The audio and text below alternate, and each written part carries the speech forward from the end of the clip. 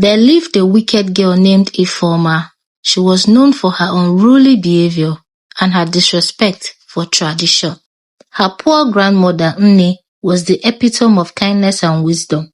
She raised Ifeoma after her parents died untimely. Every morning, Nne would sit outside her old hut, weaving baskets or telling stories to passers-by.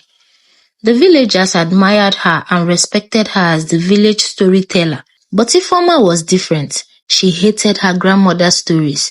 She hissed, dismissing them as old stupid tales. Instead of helping her grandmother, she would roast rabbits for herself and then sneak off to neighboring villages, playing with young boys and climbing mango trees. One fateful day, Nne fell ill.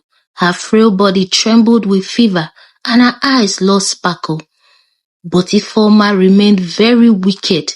She continued with her reckless ways, neglecting her grandmother's needs. Whenever Nne asked for water, Ifeoma would grumble and fetch it reluctantly.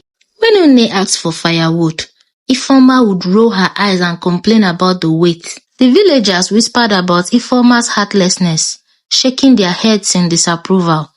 But Nne never uttered a word of complaint. She bore her suffering silently.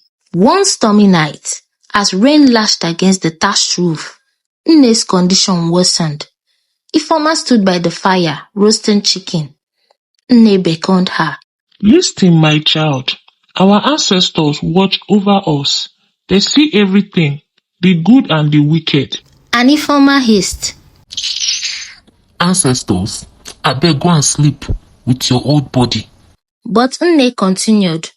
My dear, there's a reward for kindness, but wickedness has consequences. That night, as the boat laid down, Ifeoma had a strange dream. Shadows danced on the walls, urging her to change her wicked ways.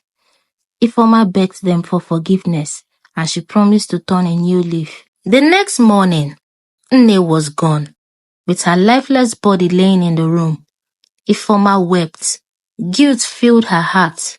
She realized too late the depth of her wickedness. From that day, Ifeoma changed. She tended to Nne's grave, planting flowers and whispering apologies. The villagers watched as kindness replaced wickedness in her heart. As seasons passed, Ifeoma vowed to honor her grandmother's memory by weaving baskets and spreading kindness throughout the village.